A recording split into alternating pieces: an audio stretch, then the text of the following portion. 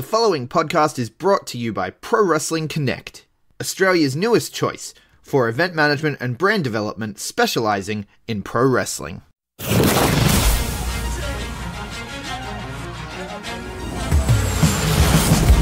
now, the B Plus Wrestling Podcast. Watch global. Support local. It's the B Plus Wrestling Podcast. The Moose. You might not be an A, but you are a B plus. Check it out. Here we go. You wanna mess with us? 'Cause we're steady on the ground. Good afternoon, ladies and gentlemen out there in the B Plus land. It is me, your man of mystery, Mr Myster1ous here. Once again, it is Monday. You know what that means? It's another daily dose of the Impact Zone. We're covering the latest episode of Impact Wrestling, the last, I believe, of the tapings from Windsor, Ontario, Canada, wrapping up a big 4 weeks. I think I mentioned this, I've touched base on this a couple of times, but I don't know what it is about Canada, because Impact seem to have like a great relationship there, and they seem to do some of their best work when they go there. I don't know if it's the weather, it's the people, probably both, but you know what? We're going through the last bits of tapings from Canada, and we're getting ready for the Mexico tapings happening that they've taped them the time I'm recording. They've done a couple of them where we've had LAX have their final match. Spoilers, we found out they put on their social media that they had their final match with Impact Wrestling. The rumors and innuendo, so we know that they have chosen not to renew their contracts with Impact Wrestling. Sucks. I want to see how their last match ends, how they're going to salvage the LAX brand for Impact Wrestling, if they're going to try and salvage it like a third generation of LAX. I theorized a couple weeks ago with Daga maybe being ushered into LAX and then him having another member so that there's another version, or you have the OGs come back. This is me just like speculating, just fantasy booking at this point. So how about I just get right into this latest episode of Impact Wrestling, just this week's episode of Impact Wrestling, because there's no Impact Plus special, there's no pay-per-views. We get to focus deep dive into this week's episode, just like it should be. Nice and straightforward. So how about we start with the opening match? We have Moose versus Fallah Bahh, the battle of the big boys. Now, I've been very apprehensive about these two colliding. I've made my thoughts known over the past couple weeks. Having said that, these guys were fantastic, as they should be. Like, Fallah Bahh is getting better and better each and every time that he is in the ring. He's figuring out his stance in the company as a singles wrestler, and he's slowly, it's subtle, but he's slowly getting rid of the bar, like, he gets angrier with it, and he can talk a little bit more now, so it's not just, no, he does that as well, but he's slowly evolving it to be a bit more articulate and a little bit more refined. So the panda is evolving, ladies and gentlemen. The Fallah Bahh, the bar of Impact Wrestling, is turning into something that Impact Wrestling will need moving forward in 2019, because I have high hopes for him, and I have high hopes for Moose. Now, these guys, it started out with a bunch of chops, and Moose, everyone targets Fallah Bahh's feet because he doesn't wear any shoes, which is his mistakes, but what can you do? The same thing goes for Matt Riddle. So after mega crossbody by Fallah Bahh, gets thumbed in the eye a couple times by Moose, drops him from behind onto the ramp. Bahh then rolls Moose right back into the ring. He did a big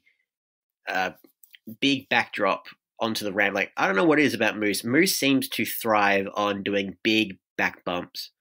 Just big elevation, whether not just in the ring, on the apron, on the corner, entrance ramp. Moose, if you want someone to take a big sick bump on the outside, Moose is your guy.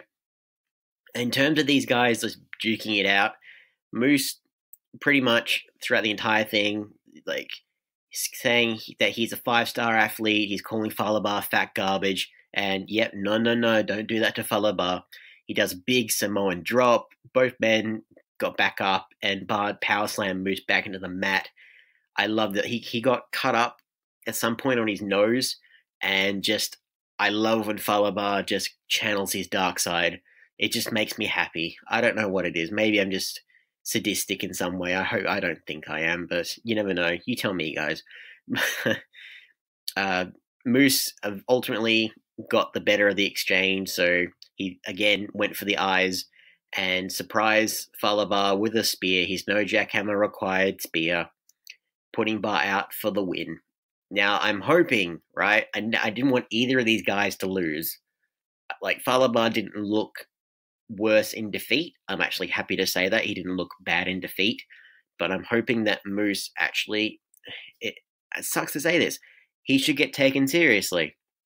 Like, if you're going to have him beat Falaba, have him have a purpose moving forward. We can't have him face RVD again. He just needs to find a right opponent for Bound for Glory. We're only a couple months away. We need to give him some direction. We need to give him a couple squash matches, but it's just something that makes you excited to see him, because he has all the ingredients there to be a real top level athlete. He can be Mr. Impact Wrestling like he claims to be now. He just needs the company behind him, and I'm hoping with this win that it will happen. Backstage in the locker room, we have Tommy Dreamer giving Tessa Blanchard a pep talk about their main event tag team match. It's going to be Sami Callihan and Dave Chris versus Tommy Dreamer and Tessa Blanchard. Now, Tessa is taking umbrage to the fact that Dreamer helped her out last week, going up against Madman Fulton, and she didn't need Sammy's help, didn't need Tommy's help, I should say, did not want him involved at all. But you know Tommy Dreamer, he just shows up in the most unpredictable places. You can't question it. He just appears, and he'll convince you that it's the right thing. Because in this promo, Tommy actually gave a really good speech. I'm not going to lie. He's talking about how Tessa should be able to accept help. How the fact that not to be stubborn, and saying that she doesn't need his help tonight, but he wants to stand in the ring with a powerful woman. And he's talking about, like, she's a third generation star. He talked about her grandfather, saying if he made smart business decisions, the wrestling scene might be a lot different to what it is today. Well, that's a little bit of a shady nod there.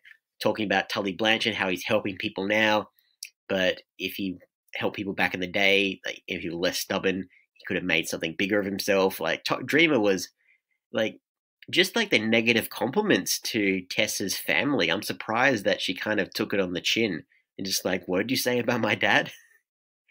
But again, Dreamer was just said it in such an eloquent way. You kind of went with it, and in the end, Tessa's just like, you know what, I still don't like the fact that you're with me, but well, let's just do this. I'm psyched. I'm pumped. And I was pumped listening to it. Tommy, he's a very eloquent man when he don't let the visage of the ECW original wrestler fool you. He has a brain up there, you know, and he's got an eye for wrestling. So as much as I don't like the fact that he's inserted into everything just randomly, for now, you done good, Tommy. You done good. Back from the break, we have another video package. This time it's with Su Yung and her undead brides. They are made a coffin with Havoc's name on it, and she's saying the same. We don't know what she's saying, but it's the same kind of lullaby or poem that she sung a couple weeks ago before she returned to Impact Wrestling. It's like, chip, chip, don't see hi. Like, something to that effect, where it's just like she's twitching, and I don't know if there's a big redesign of the undead bridesmaids, or is it a redesign of the undead flower girl and everything else. Like there's something that seems to be different. I think the makeup's a bit different, the dresses are different. Su Young's still the same, but she had a little bit of a new headpiece on in the promo. I'm hoping that there's a complete redesign moving forward, and I'm looking forward to be rooting for Su Yung. I would love to see a little bit more personality from her. I want to see. I don't see her being Knockouts champion anytime soon. I think we need to build to that. But to build to that, you need to give her a little bit more creep factor, a little bit more personality. Like Say Rosemary, for example. Where's she been? Well, to answer that question, we go to the next match, which is Jordan Grace and Alexia Nicole versus Madison Rayne and Kiera Hogan. Women's tag team action. Grace and Rayne start getting into it right before the bell rings. The referee is trying to take care of them, and while his back is turned, Hogan cheap shot at Nicole with a forward forearm. And once each knockout went to the corners, Rayne and Nicole officially started the match. Pretty much how it's been, the frenemies, Madison Rayne and Kiera Hogan, they're just, the only thing they can agree on is inflicting damage on their opponents. They are an interesting bunch, to say the least. I'd be interested if Impact ever brought back the women's tag team titles. That with the roster that they have now, like their women's roster is getting so good at the moment. Like they got Tennille Dashwood coming up. Like her first official match is at the Mexico taping. She's facing off against Kiera Hogan. In point of fact, just with a lot of names that are coming up through the Knockouts division, I would love to see the tag team titles come back. That's just me. And if they did, I could see Kiera Hogan and Madison Rayne being the champs again. I don't know.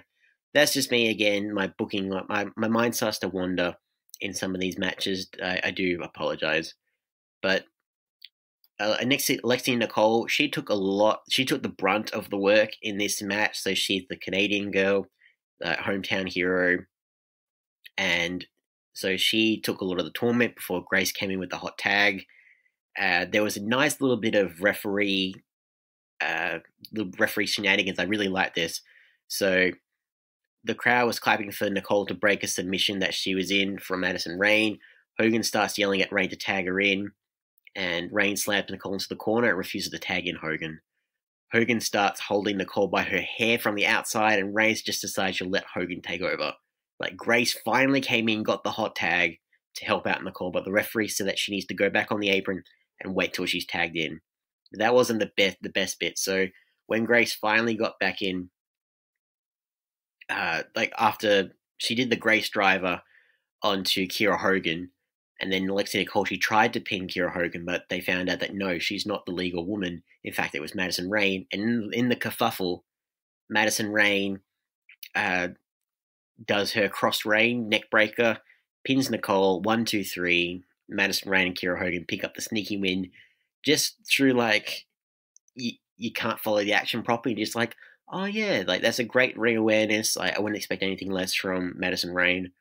And it's very smart just how I think she kind of on purpose, Madison Rayne, let Kiera Hogan like get messed up by Jordan. And yeah, they ended up winning the match. Afterwards, they continued their attack on Jordan and Grace and Alexia Nicole. The lights went out. So just when they start really hammering into the ladies, the lights go out. And when they pop up, guess who's there? The demon assassin, Rosemary. She cleans house and she looks fierce. She's standing tall.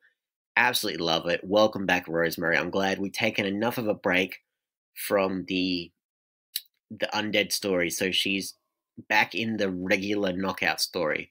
We're leaving the undead story now to Su Yung and to Havoc. They're having a bit of a squabble. She can come back to that later. But for right now, her place is back with the rest of the knockout. So I'm happy. The undead story was kind of going in circles, and while we're looking forward for Su Yung to avoid overcrowding it, we've got Rosemary back in the picture with Kiera Hogan, and now they've had their history after Rosemary abandoned Kiera Hogan. So you can argue who was actually in the wrong in that scenario when Kiera was trying to help and then she turned heel. It was a bit all over the place. I'd argue that Rosemary was responsible. I don't see Kiera changing her ways now, but I imagine she'll be really pissed off. You know, I don't see that happening, that she'll suddenly like, Rosemary, my friend. I don't see that. She's going to be, the blue flame is going to be pissed off, and I can't wait. We had a little Impact Plus moment of the week. It was the first ever Super X Cup final from like 2003. It was between Gail Kim and Awesome Kong. Amazing stuff. again, I wish the Impact Plus moments would highlight more of the current roster, or if they're showcasing some of the older stars as a reason for it. The only real reason I can see them highlighting the Super X Cup is like Bound for Glory. Like, these meant to be Bound for Glory matches, because I feel like that was from Bound for Glory. If it wasn't, I have no explanation for why it was there. It's a great match. Like, all the matches that they show are usually fantastic. But yeah, the moment of the week, I like them to be a little bit more on purpose, if they're anything else. Now we have our next segment. Ace Austin is continuing his advances on Alicia Edwards. Now, I didn't mention this last week because I got wrapped up in the Eddie Edwards storyline and just like, what is your issue? What is your issue? That kind of lost my train of thought, that whole thing. But after, like, on last week's episode, I'll touch base. So you had Ace Austin bragging to a bunch of referees and backstage people that he beat Eddie Edwards by disqualification. And then Ace Austin's like, do you think maybe it was by design? How many people can you say have gotten into Eddie Edwards' head? I mean, Killer Cross is probably looking at you, Ace Austin, like, am I a joke to you? He would probably eat you. Let's be honest. But aside from that, and his genius plan to get into Eddie Edwards' mind even further is that he even said, I'm going to bang his wife. I'm going to bang Alicia. So that's his goal moving forward. I don't think that's smart. I really don't. Like, Eddie, that he'd probably murder you. I mean, I prefer it if he went crazy. I do want him to go crazy. But I would want Ace Austin in one piece, preferably, because he's a fantastic wrestler. I mean, Eddie would probably ideally kill him off if he were to go that route. But going back to this week's episode, so Ace Austin, he's kind of sitting down in the back, he's moping, and Alicia asks if he's okay. And Austin says he's worried about Eddie Edwards, like what he did to him last week, and that he's going to hurt him and to hurt her. Now, Alicia says, I mean, Eddie's a little, like, he's complicated, but you don't have anything to worry about him. Like, you watched him eat Killer Cross's face, right? He's hit you with a kendo stick. He has a temper problem. Like, complicated is not the right word. This is the words of a woman in an abusive relationship. That is a cry for help. I'm sorry, they're making Alicia sound like a complete idiot, and with that dialogue, just like, oh yeah, he's kind of hard to read. He keeps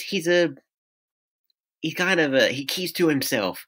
He keeps to himself, and he's just a lunatic. He's just a lunatic, right?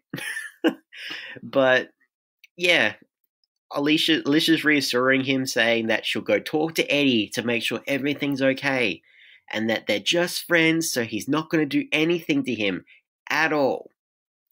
Yeah, that's going to work.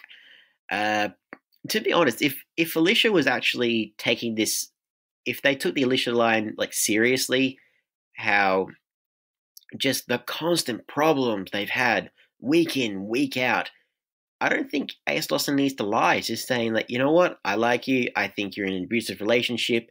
You need someone better in your life. I'm your guy. And honesty is the best policy with women.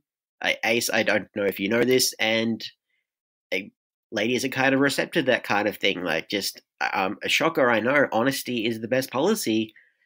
But yeah, and you shouldn't be motivated by your carnal needs. Let's just leave it at that. But yeah, that stuff is going to continue. We will cover all of that and more after listening to Greg with our sponsors.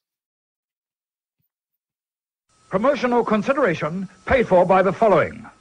Hey guys, just a reminder, if you want to hear all of these wonderful B Plus podcast episodes completely ad-free, make sure you head over to Patreon or Podbean, where we are the featured podcast this week. You can subscribe for as little as $1 a month up to $10 a month, where anything you want to help us with, it really helps out. It's going to help us grow the site. It's going to help us redesign some things, and everything that we get through this and through the advertising as well is all going straight back into the podcast so that we can get Aussie Graps out there for the rest of the world to hear about, for the rest of the world to see, so we can grow this mission of watch global, support local, and build indie wrestling. So if you want to be a part of that and get some really cool rewards like call-in shows, bonus episodes, ad-free like I mentioned, then head over to patreon.com/theb+ and subscribe today. Hey everyone, just want to take a second to tell you about one of our new sponsors, Outbreak Nutrition. Outbreak Nutrition are creating supplements for survival, sharper minds, quicker reflexes, all the energy you need to take your performance to the next level, whether that be on the field, in the gym, on the gaming field. That's right, they have specifically designed gaming supplements as well to help you focus on those late night sessions. They even sell coffee, you guys, at Outbreak Nutrition. You can get coffee pods, you can get coffee beans, you can get supplements for the bedroom as well if you want to enhance your performance there. These are performance enhancing supplements for every aspect of your life, specifically designed by gamers, for gamers, to stay fit and healthy in the gym, to stay sharp and focused on the game, and to dominate in all areas of life. So check out outbreaknutrition.com, and for being a listener of our podcast, they will give you 10% off your order when you enter the code B+. That is BPLUS at checkout. So make sure, if you want to stay on top of your game, if you want to take your performance to the next level, outbreaknutrition.com, enter the code B+ at checkout. Coming back, guys, part 2 of the Ace Austin promos backstage. So Ace Austin doesn't want to wait for Eddie Edwards to come at him in his deranged state. So what he does, he waits for the prime moment for Alicia Edwards to come through a revolving door, and he just lays down on the ground pretending that he's hurt. Alicia comes in and just like freaking out, like, "Oh, you're okay? What the hell happened?" Right? And she's asking for help from medics and everything else, the referees. And Eddie comes in. He sees that Alicia is trying to comfort Ace Austin and just starts immediately attacking him. Like, Eddie, you weren't there. You could have just said, "Oh my God, is he okay?" You could have just waited, but immediately he's just like, "Don't you touch him. Like, don't you stay away from that guy. What is your issue? What is your issue? No, there's nothing going on. What is your issue?" Like, they're going to keep driving that phrase through our faces for the next few weeks, aren't they? But yeah, so security is holding back Eddie. Alicia is holding back Eddie, calling him crazy. And Ace Austin playing possum, classic Eddie Guerrero, and just like, he's just waving at Eddie. He's got Alicia fooled. He's got the security fooled. We'll see what happens here. But yeah, this is the first step in Ace Austin wooing Alicia Edwards. Now, again, I imagine this will probably he'll fall flat on his face with this whole plan. But who knows? Maybe Alicia will finally see some sense and just divorce Eddie Edwards like she really should have done. God, a year ago, longer.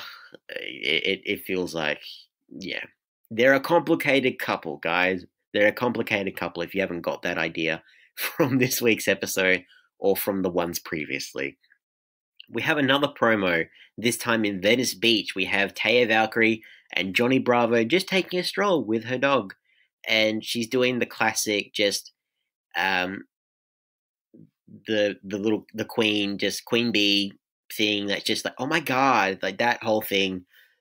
She's making Bravo do all the work, like holding an umbrella to keep her and her dog out of the sun, making Bravo do all the grunt work, like picking up the dog's poo, making sure that playing catch with the ball, and it's like a little chihuahua thing. It's not a chihuahua, but it was some kind of smaller breed dog. And she's saying, like, are you, like, short-shaming him because there was, like, a big ball that he was going to make the dog play catch with? Are you short-shaming him, Bravo? Is this a subtle, like, how could you do that? How insensitive. And just everything. And Bravo's, like, he throws it into the beach and is like, I can't swim. I don't care. Like, you're picking it up, getting it to my dog now. And, yeah. Taya does play that sassy, bitchy character well. I had a bit of a chuckle watching this. I do prefer her Ice Queen gimmick from Lucha. I'm not sold on this the First Lady of Slamtown. I'm not sold on this completely, and I feel like her reign as women's champion, as Knockouts champion, is kind of losing a bit of steam. So it kind of needs a little bit more of a new life breathed into it. So I don't know how much longer they can hold out. They seem to be playing the idea that she's going to become the longest reigning Knockouts champion. She's more than capable as a wrestler to do that. I just want the storyline to make sense and to keep her interesting moving forward. But for now, we just watch her and Johnny Bravo just taking a stroll on Venice Beach, which it looks lovely out there, let's be honest. Made me pine for better weather here from Australia. Before the break, cameras went outside to catch Rhino and Michael Elgin. Like, we're not completely out of just random backstage segments of just few people just beating the crap out of each other for no reason in hallways and cafeterias, like LAX and the Lucha Brothers, just randomly how they would fight wherever for weeks and weeks and weeks. But yeah, security comes to break up the fight. You know that Rhino and Michael Elgin will do battle soon. When they will fight, we'll find out soon enough. We have our third match of the evening. So after a lot of segments and promos and everything else, we cut back to the third match of the night, 6-man tag. All 3 members of the Rascals versus Rich Swann, Willie Mack, and Rob Van Dam. Now, I really enjoyed this match, and you know what? I actually thought Rob Van Dam was good in this. He played his part well. He had a chance to let the more able-bodied wrestlers like Willie Mack and Rich Swann do the grunt work for him. I thought that he didn't look as gassed. I think he's acclimatized to the Impact Wrestling schedule now. I think he's kind of got back into the swing of things. When he first started, like, he was just sweating like Shane McMahon. He was a mess. And character-wise, he's still a mess, but you know what? In terms of his ability, he's getting better. He's getting back to the old RVD, the one that he thinks everyone is copying his moves, pretty much. But in this match, what I loved about this, the fact that the Rascals are complete RVD fanboys. They are they just want RVD in the ring all the time. You had Dez just want RVD to punch him. Just to say that you got punched by RVD, I would probably do the same thing. Let's be honest. If we ever had a match, if you could have a match with your favorite wrestler, you wouldn't want to win it. You would just like, oh my god, I got punched by like AJ Styles, I got punched by RVD. Like, that's just, yeah. You would live for those moments as a wrestling fan, and I just love the fact that the Rascals, they're completely sold. RVD's just like basic punches and kicks, and we had Dez. He didn't end up getting that lovely punch from RVD. RVD just tagged in Willie Mack and just let him punch him, which dick move, RVD, just dick move. You could have give the fans what they want, but no, you had to be petty. In terms of the 6-man tag, this was the best match of the night, but hands down. Willie Mack and Rich Swann, they seem to be gearing them up as the next tag team to, since we have LX leaving, now we know officially, they seem to be the ones who are going to help carry the tag team division moving forward, and I can totally see them being the tag champions. If that's the sacrifice that needs to be made, Rich Swann goes from a singles wrestler to a tag team wrestler. Willie Mack is an excellent tag team partner. Those two, Chocolate Thunder, Willie Mack, and Rich Swann, they do magnificent work. And I listened to recently a interview with Ethan Page on Chris Van Vliet's YouTube channel, where he was talking to him, and he even said he would love Rich Swann and Willie Mack, a dream match with them, for the tag team titles. Now, I think we've kind of technically had that on the Impact Plus special, but I think it was a triple threat with Reno Scum just from a couple weeks ago. So, proper match, just one-on-one. I wouldn't be surprised if that was for Bound for Glory. They're going to save that match for Bound for Glory. Willie Mack and Rich Swann versus the North. It would be sublime. Absolutely sublime. Once the Rascals got over their fanboyishness, they put on an excellent show. Really, you had the combinations like Willie Mack doing his sit-up moonsault and then RVD following up with the Rolling Thunder. We ended the match with RVD doing the 5-star frog splash, and then Rich Swann doing his 450 splash from the middle rope for the pinfall. And unsurprisingly, Rich Swann, RVD, and Willie Mack pick up the win. Yeah. As you can be expected, RVD, again, looking strong, but Willie Mack and Rich Swann, like, they got a bit of rub from this as well. I feel bad for the Rascals. Again, I want those guys to... It seemed like they were geared up to be the next tag team champions, and if LAX had stayed, maybe that could have come to pass, but now they're just being the jobbers for the tag team division at this stage, because the other guys who are in the tag team division, we'll get to them in a second. Backstage again, we have an interview with the tag team champions, the North. Melissa Santos is talking to them and asking what's next for them after they've successfully defended and retained their titles for the past 2 weeks. They've been crushing it, absolutely crushing it. They've been the main event for so long for the past few weeks. Sadly, they weren't the main event of this taping, but we don't want to oversaturate everyone with the North. Like, we want to. It'll be a nice surprise when you see them. That's always good. And they said that next week at Cali Combat, they want the best West Coast tag team to step up and to fight them. So they've set out an open challenge to see what tag team will actually try and step up to the North. The Kings of the North. Long may they freaking reign. Love them. Back from the break, you have everyone except RVD. So you had the Rascals, Willie Mack, and Rich Swann. They're celebrating their match just before. And all of a sudden, Jake Chris just comes out of nowhere, right? He starts making a fool out of himself, just like, you looking at my title? Like, watch where you're stepping, boy. He was like, whoa, I'll fight you. I'll make you, you don't want to step up to the golden draw. And then he realizes that it's 5-on-1. And he's like, whoa, I don't want any trouble. And Rich Swann's just like, no troubles over there, mate. Like, okay, be cool. Yeah, that happened. We should point out that on the next week's episode, we're going to have Rich Swann get his rematch clause against Jake Chris. So maybe that was a subtle way to say we should look forward to that.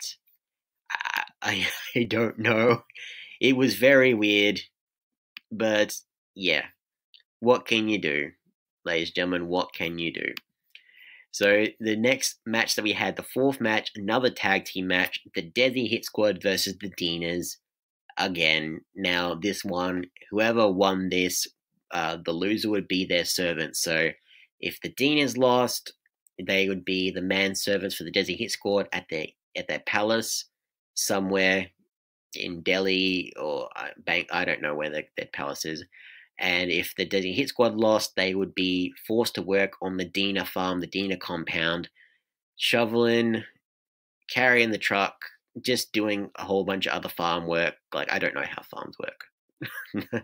But they've played this story out constantly. And look, devil's advocate, the match was great. The actual match between these four was really good. It's just that the story has been dragged out for so long. They're going to try and drag this out to Bound for Glory. I can see it, right? They're going to make... so I'll say in advance. So the Desi Hit Squad lost. So they have to be the Dina's slaves for, I assume, just for the week. It might be longer. It might be just like, you know what, screw this. And then they face off again for the humiliation of being at the Dina compound. Yeah, though, we didn't need this. We don't need this. It's just a distraction for the Dinas and the Desi Hit Squad. I can see it benefiting Cousin Jake, so he's the newcomer to the Impact Wrestling roster as part of the Dinas. It's giving the Desi Hit Squad something to do. I mean, yeah, like storyline wise, I'm kind of over it. But as for the match itself, these guys did really, really well, right? They wasted no time in attacking each other once the bell rung. You had Cousin Jake, like, big boy moves right from the get-go. He's, I think for a hit, attempted like a cannonball in the corner, and Cousin Jake just deadlifted him and was going to go for a power bomb, but then hit reversed it, and then he was able to do the cannonball properly. But like the deadlift on that was just sublime. You had suicide dives aplenty. I mean, there was a lot of great moments. You had Garma Singh interfere, and it looked like the Desi squad would actually win this one. And I would have preferred it. But no, the foreign heels, they lose. Ha ha. They have to go on the Dina compound because America and all that. This is coming from an Australian when you're doing the foreign heel thing. Just, I'm kind of over it. It would have been much more interesting to see the Dinas trying to acclimatize to Power's lifestyle and be inserting tea and everything else. But nah, they're going straight to the time to give her. And yep, we'll see what happens there. We have another backstage segment. So we cut to Callahan and Dave Christ. They're trying to intimidate Tessa Blanchard and Tommy Dreamer before the main event tonight. Callahan says that he and Dave will be the winners tonight, and they'll be the ones raising their thumbs up high for OVE, thumbs down. I love Dave Christ in this promo because he is absolutely, it's no longer a united front with OVE, right? So you have Jake Christ, who's the golden draw. He's full of confidence now. He's full of swagger. He's like completely up himself now. Dave Christ is just over Sammy's bullshit, and I absolutely love it. He's just like, he wants to do the OVE promo. Madman's not there. Where's Madman? Oh, Jake's taking him to Arby's. Like, I believe that's a fast food chain in America or Canada or somewhere. And he's just like, he just took him out. Why? Because he's our monster, Dave. Like, you don't take our monster out to Arby's. And Dave's like, he's not a monster, man. Like, you just keep him in the cage. And I love Sammy. He's a monster. You don't do that. And like, Dave Chris is just over Sammy's shit. And he's trying to be supportive. He's like, saying how in the end, the OVE will have their thumbs up in victory. And he was holding up his thumb in the background. And Sammy looked at him just like, no, that's not right. And he tried to pull up Sammy's thumb up. And he's just like, don't touch me. Like, so sassy. So sassy. I love it. Like, it's a subtle thing. So like they're united, but the personalities are starting to come out more. Like, I don't see, or I think it's going to eventually break down at Bound for Glory. I think after Bound for Glory, it might break down, depending on if Sami Callihan wins his world title match against Brian Cage. Depending on how that goes, we might see that breakdown. Now, if he loses, he might probably blame OVE, and we can see maybe the Chris brothers leaving, and it'll just be Sammy and Madman. I can see it. I can see it personally. But yeah, I'm just glad to see Dave Christ, right? Dave Christ get to do some wrestling after being like, I remember asking last week, like, when is his last time they had a proper match? And like, granted, he was part of the Unbreakable, like before that tag team tournament to crown the main event for Unbreakable between Tessa Blanchard and Sami Callihan. And like his match in there, like he had to fall down to the finger poke of doom from Sami Callihan. that was fun to watch. But yeah, no, in terms of the main event though, he actually got a lot more to do, we should say. Now, I mentioned that I thought the 6-man tag was the best match of the night. I didn't hate this match. I didn't, but I much preferred the chemistry between the Rascals and Willie Mack and Rich Swann and RVD.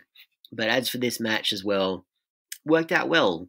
Tommy Dreamer, Jake Christ, they're a nice pair of safe hands for Tessa Blanchard, and then you have Sami Callihan, who's a very, very gracious worker to everybody. Like, he makes everyone look like $1 million, especially Tessa Blanchard, who was pulling out so many cutters, so many neck breaker DDT combinations. Like, she was doing a couple of bionic elbows. She was doing a couple of Dreamer moves. They were doing so well. throughout the entire thing, right?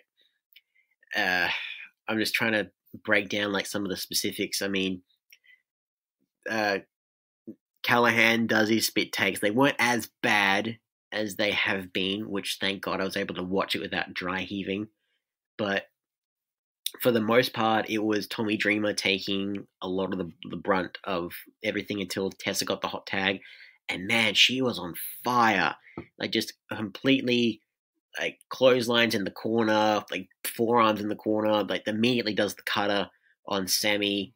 Like she had OVE dead to rights on her own without Tommy Dreamer's help. I like the fact that she wasn't relying on Tommy. It's just that she waited her turn and she just got to kick some ass. There came a point where after a double DDT, they both go for a double cover. Actually, Sammy attacked the ref from behind. Didn't cause a disqualification, but just that the ref was down. So they brought out some kendo sticks, and yeah, that whole thing ensued. So what happened, both Dreamer and Tessa, they tried to do the thumbs up, thumbs down, but OVE were like, oh, hell no. They stopped that, and they both do low blows. Now, Sammy's worked because he was doing on Tommy Dreamer, but Dave Chris, it was ineffective. I can't imagine why. Although, can I just say, the fact that it does still hurt for ladies, like can we admit that? Like, yes, it's not the same, but like you have people like Saraya Knight who will just kick anyone between the legs, man or woman, and they keel over hard, depending on how hard you hit someone between the legs. But yeah, in this one, Dave Chris is like, he did it, but then he just kind of forgot, like, oh, you're a woman. And Tessa made him pay. Pretty much just made him pay. The kendo stick came into play. She started beating the crap out of Dave with the kendo stick. We had a big she did a gorgeous magnum on the second rope, and then she did an extra special one, the magnum with the kendo stick onto Dave Chris, and ultimately there's a big super magnum that got her the pinfall victory. So your winners, Tessa Blanchard and Tommy Dreamer. I was really happy to see it. I mean, Tessa is looking better and better each and every week. Again, I don't know what her story is. Like, I feel like she still hasn't finished with OVE just yet, and if she hasn't, what is this leading to? She has to be inserted in that world title picture at some point, if that's the storyline. Although, if it's Sammy and Tessa for the vacant belt, I mean, we can't just let that story drop of Tessa being the woman who actually claims the world title. We haven't rushed this. She kind of I think she deserves it. I think she does.